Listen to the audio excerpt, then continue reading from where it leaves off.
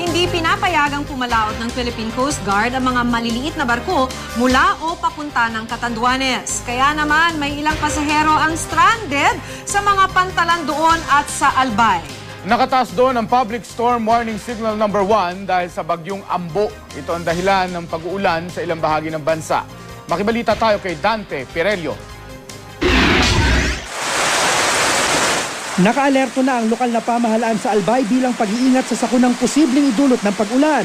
Kinansila na ng Philippine Coast Guard ang biyahe ng mga sasakyang pandagat papuntang Catanduanes, kung saan nakataas ang public storm warning signal number 1.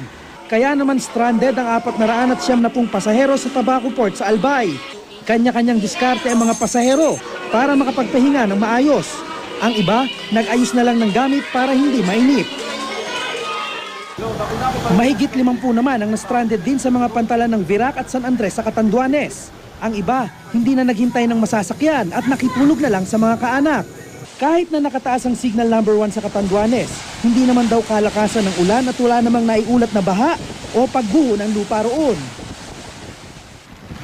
Pinaghahanda naman ng Sorsogon Provincial Disaster Risk Reduction and Management Office at lokal na pamahalaan ng posibleng paglakas ng buhos ng ulan at bugso ng hangin na makakaapekto sa Southern Luzon.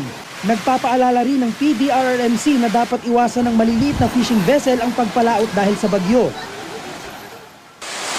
Para naman makaiwas sa sakuna, makinig sa radyo, manood ng TV o mag-surf sa internet para maging updated sa lagay ng panahon.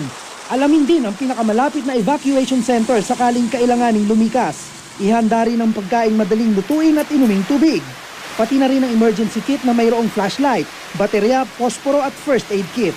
Dante Pirello, GMA News.